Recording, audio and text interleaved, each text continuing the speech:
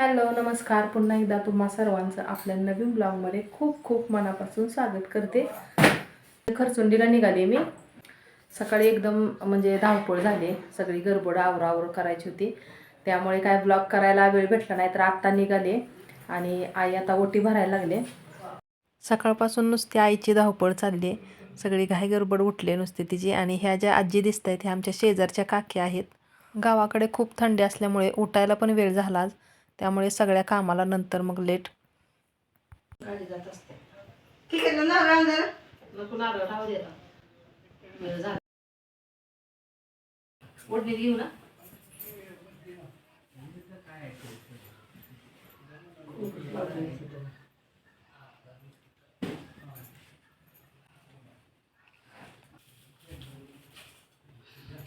थोडंसंच झालं.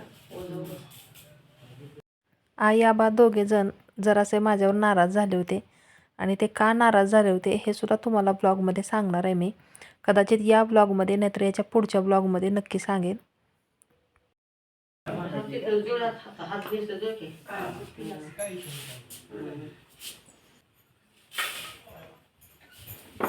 कसली गडबड गडबड पडले की मग पडू द्या आता तसंच पड. हा नाही वाटत या तुम्ही अलीकडे. मला बेल्ट घालायची आठवण करा बरं का. आता घालच बेल्ट. घालते की असू दे असू दे, राहू दे. बेल्ट कुठे आहे? येऊ का. होय.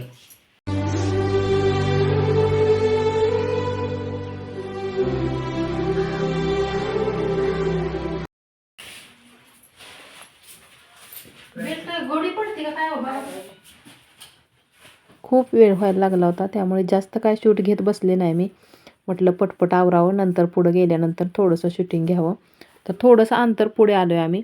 आणि माहेरातून जेव्हा मुलगी सासरी जायला निघते तो क्षण खरंच मुलीच्या आयुष्यातला खूप अवघड क्षण असतो. कितीही दिवस माहेरी जरी आपण राहिलो तरी सासरी जाताना मात्र पावले आपोआप जड होतात. आणि माझं पण तसंच झालं होतं. कधी पण बघा, जेव्हा आपण सासरहून माहेरी येणार असतो तेव्हा आपण किती काय गडबडीने अगदी पटपट सगळं आवरत असतो. आपल्याला म्हणजे माहेरी येण्याची ओढ ही वेगळीच असते. आणि माहेराहून सासरी जाताना बघा आपली पावलं आपोआप जड होतात, तरी पण आपण तसंच पुढे जात असतो. माझंही तसंच झालं होतं. ऐश्वर मात्र सारखा म्हणायचा की मम्मा तू शांत शांत काय, जास्त का बोलत नाही. पण त्याला काय माहिती की मनातून एकदम मला असं गहिवरून आल्यासारखं झालं होतं. घरी असतानाच असं वाटत होतं की आईला एकदम असे कडकडून मिठी मारावी. पण नंतर स्वतःला आवरलं मी, का तर मला म्हणजे माझं मन खूप हळवं आहे, मग मला रडायलाच आवरलं नसतं. त्यामुळे मग कसं तरी स्वतःला कंट्रोल केलं. आणि मी जर रडले असते तर आई आबांना सुद्धा खूप वाईट वाटलं असतं. आता हे 2-3 दिवस तरी असंच होणार मला, कारण 2-3 दिवस नाही करमणार गेल्यानंतर. लग्न झाल्यापासून पहिल्यांदाच एवढं माहेरी राहण्यात आलं आहे, त्यामुळे तिथली आठवण म्हणजे सारखी येत राहणार. तर आता उन्हाचा एवढा तडाखा जाणवायला लागला आहे, भर दुपारची वेळ आहे आणि खूप ऊन जाणवते. तर आता थोड्या वेळासाठी इथं थांबतो.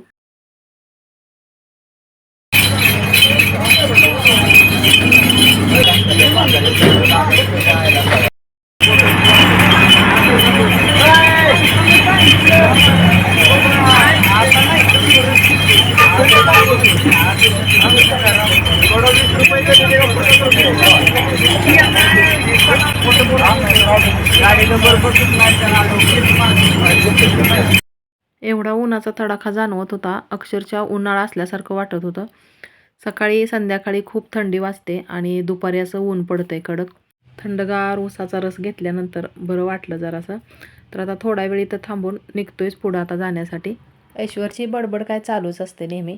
तर आता हा व्हिडिओ खूप मोठा होईल, त्यामुळे थोडंसं फास्ट फॉरवर्ड करते मी.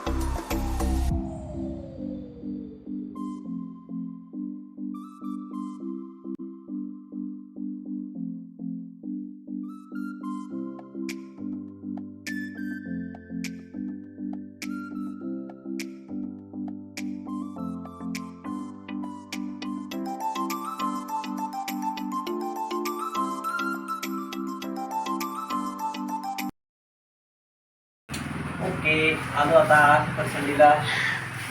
वेलकम. मम्मीला करायचं पण ऐश्वर खुश. हो. या. वाव, रांगोळी मात्र भारी काढली बरं का. मस्त काढली रांगोळी. आणि फुलांच्या पाकळ्या पण त्यावरती पसरवलेत. इकडं जरा वाऱ्यानं खाली आलेत पाकळ्या ना. वाऱ्या आल्यामुळे थोडे खाली आली. बरं, रांगोळी तुम्ही काढली का? हो, सकाळीच तयार केलेली. वेलकम.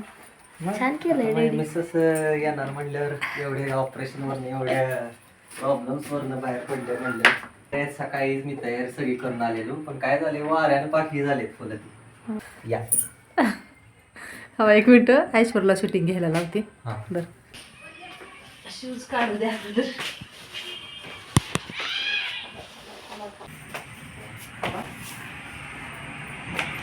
चष्मा टाक. आणि डोळे असेल तर. डोळे बंद. हा, डोळे बंद. डोळे बंद करायला सांगितले. काय सरप्राईज आहे काय माहिती. डोळे बंद करते की नाही उघडत. चिटी करतेस. बघते मी डोळे बंद. बरोबर बंद केले दादा. हा, नाही बघत. उघडू काय? डोळे उघडू. नाही, 1 मिनिट.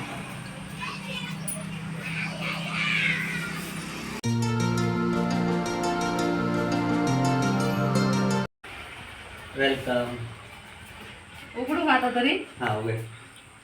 अय्यो, कसले भारी छान केले. वाव, मस्त केलं एकदम. छान वाटायला लागलं बरं का. खरंच खूप भारी केले. मस्त वाटायला लागले एकदम. वेलकम. काय बोलावं काय मला सुचत नाही. तिथंच थांबे. असं नाही हा. काय होय. स्वस्ती म्हणल्यावर मग कोण करणार मग तयार? मी नाही तर कोण करणार सांग बरं. हा, असं दे की मी काय म्हणजे छान वाटते बघ. आपल्याला आपण नाही, आपल्या माणसाला आपण नाही करणार तर कोण? आणि तुझ्यासाठी काय आहे? काय बोलावं समजत नाही मला. मग आता एवढं ऑपरेशन मधनं बाहेर पडल्या म्हणलं. माझ्या आवडीची मिठाई पण आणली. तुझ्या आवडीची मिठाई आहे बॉम्बे हलवा, तुला खूप आवडते ना. बॉम्बे हलवा. हलवा हलवा. Welcome welcome. लय मिस केलं तू. खरंच हो, खूप मिस केलं.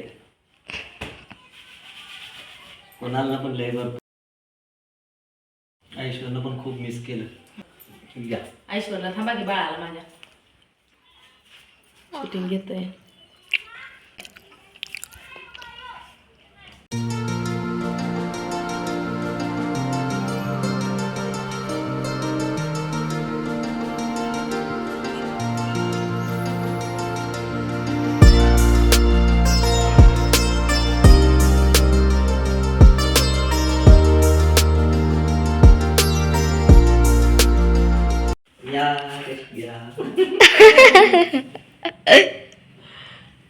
रेस्ट घ्या आणि ते बसा. Thank you so much. थँक्यू काय थँक्यू. भारी वाटायला लागलं. छान एकदम मस्त. घर पण छान ठेवलंय.